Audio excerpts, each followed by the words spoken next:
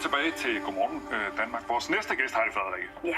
Ham glæder jeg mig rigtig meget til. Han er modig, og han er sej. Han er modig, og han er sej, og han har været rigtig på eventyr i en kano. Han har været omringet af krokodiller, og så har han altså også gemt sig for pirater. Ja, så er han dansker, og så er han faktisk den første, der i netop en kano har sejlet rundt om verdens største ø, Ny Guinea. Han kom hjem i går, og nu sidder han faktisk lige herovre, så jeg synes, vi skal prøve at gå over og høre om det her eventyr, han har været på. Godmorgen og velkommen til dig, Thor Jensen. Jo, tak. Og velkommen hjem, får jeg lyst til at sige. Jo, tak. Hvor morges du kom hjem? Ja, det var helt vildt utroligt. Sådan, folk de har rent nyt tøj på, og alting er helt ordentligt, og man skal ikke sådan, gå og kigge over skulderen hele tiden. Og sådan. Ej, det må være noget af en kontrast, tænker jeg. Altså 14 måneder har du sejlet rundt i en kano rundt om Ny Guinea i alt muligt, man kan være bange for. Og nu sidder du her i et fuldstændig oplyst tv-studie i et meget smukt Tivoli i et lille trykket Danmark. Ja, vi har jo det så godt her. Det er helt utroligt. Det er sådan et lille smørhul. Ja. Lad os lige prøve at se et billede af den kano, som du sejlede i, Thor. Og lad os prøve at se den tur, som du også har sejlet rundt. Du er som sagt den første sammen med 2 lokale dernede fra, der har taget den her tur rundt i kano rundt om den her ø. Hvorfor er der ikke nogen, der har gjort det før jer? Det er jo fordi, det er mega farligt, og det er utroligt teknisk krævende.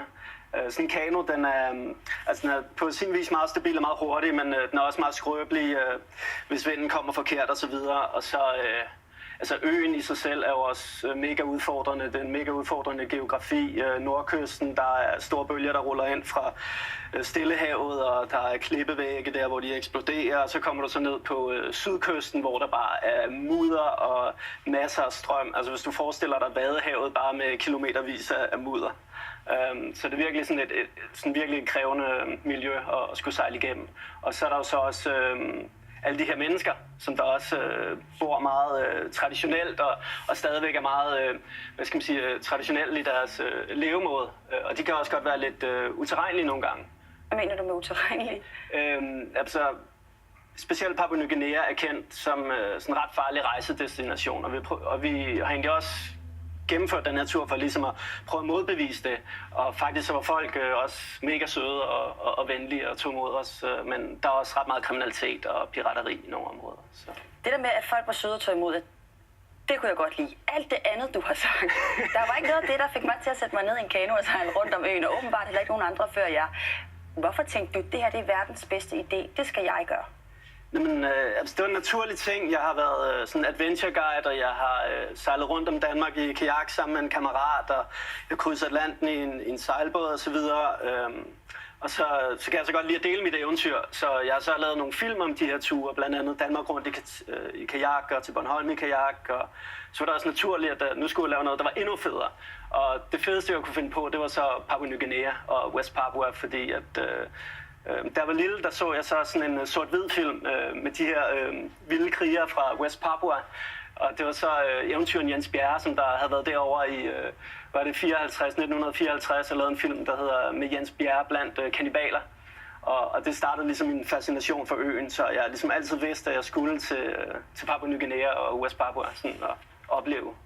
Og det kom du så nu. Og den her tur oplevede du sammen med 2 lokale, der hed Justin og Sana Koli. I oplevede selvfølgelig rigtig meget i løbet af de her 14 måneder. Og noget af det, I også oplevede, det var jo, I sejlede blandt, som sagt, pirateri, men også krokodiller. Ja. I en kano.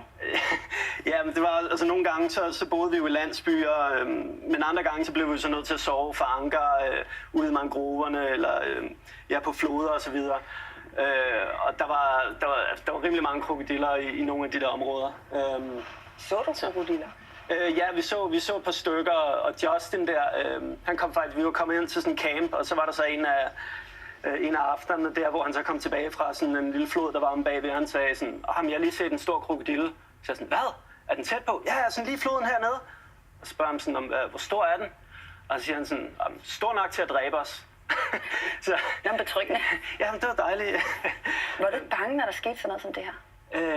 Jo, men altså på den anden side var det også mega smukt og fascinerende, og helt fantastisk, og jeg oplevede noget, som meget få mennesker nogensinde kommer til at opleve. Så man kan ikke få det ene uden det andet. Så det var sådan 2 ekstremer. Men I sov jo også i kanoen omgivet af krokodiller nogle gange. Og så er det bare, jeg tænker, altså hvad nu hvis en af jer venner jer forkert, tipper den så ikke, den her kano? Nej, den er rimelig stabil. Altså, der er sådan en udrækker, som der så stabiliserer den. Så vi var ligesom 2, der kunne sove i selve den der udhullede trækano, og så var vi en, som der sov på udrækkeren der, på den der lille platform, der er. Men man lå ligesom sådan i en kiste, ikke? Og bare på... Overvejede nogle gange, om krokodillen kunne bide igennem? Nej, altså jeg overvejede faktisk, om den kunne kravle op på kanoen, det ville den egentlig sagtens kunne, ikke? Men det, der var mest bekymrende, det var sådan om natten, når man sådan skulle op og tisse eller sådan noget, ikke? Og man bare stod og kiggede ned i det der bælmørke vand. Og man har sådan... og sådan, hvis man dagen fået ind og set en krokodille, ikke? Så ja, det var lidt skræmmende. Men altså, de lokale tog det totalt nonchalant med alle de der krokodiller. Jeg så også en mand, han var blevet bidt af en krokodille, han var ude at dykke, og den der arm var aldrig vokset sammen, vel? Igen, så... Altså, og de tog jo også for det meste hunde, men også mennesker, og specielt børn også, ja. Ej, det var da forfærdeligt. Ja, altså, det er jo virkelig vildt, og det er nogle meget skrappe levevilkår i de der steder, ikke? Altså, hvor man lever lige ved siden af de her dyr, som der kan spise af. Ja.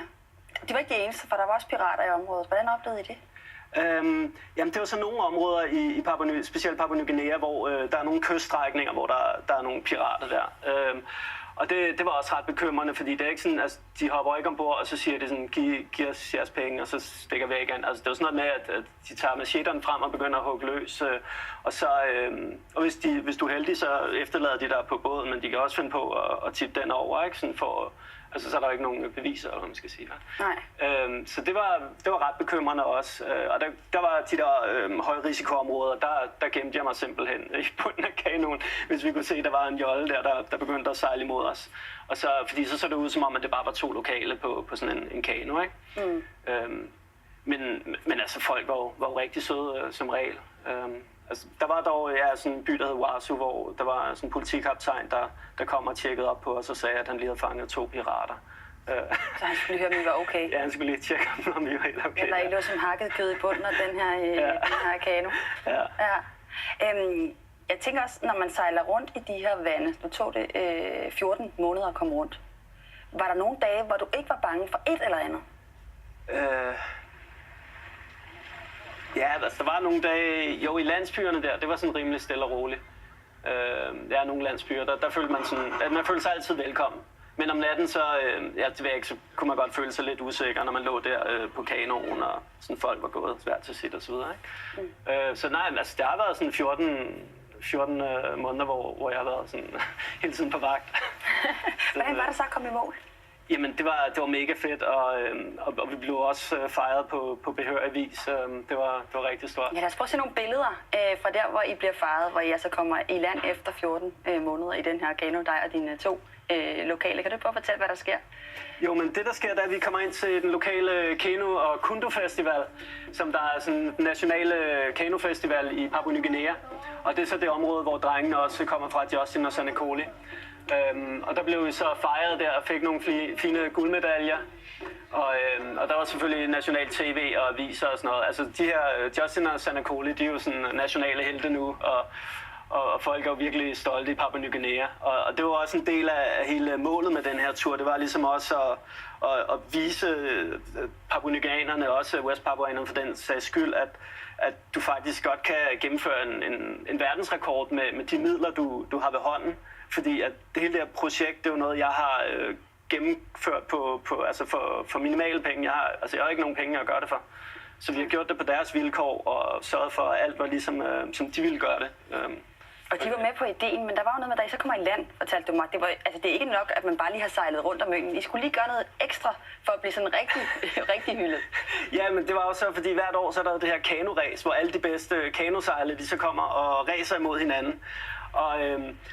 Og så spørger jeg så Justin og Sanakoli sådan, hey, hvorfor skal vi være med i det her ræs? Vi har lige sejlet hele vejen rundt om øen, er det ikke sådan bevis nok?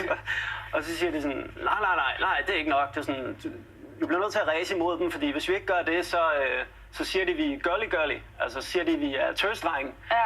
Så det blev vi så nødt til, og vi vandt faktisk også det der race. Så, ja, og det var nærmest en større bedrift for Justin og Sally Cooley at vinde, fordi det var sådan alle deres venner og bekendte og sådan noget, ikke? Så dem kunne de så vinde over, ikke? Og det var større end at sejle rundt om øen. Ja, det var det nærmest, ikke? Thor, jeg glæder mig til at høre, hvad dit næste projekt er, og det ved jeg ikke, det vil blive endnu vildere jo, men jeg glæder mig til at høre, hvad det er, og du har så også filmet alt det, du har oplevet her. Tusind tak, fordi du lige ville komme ind og fortælle os om det. Jamen, det var slet, så fornøjelse.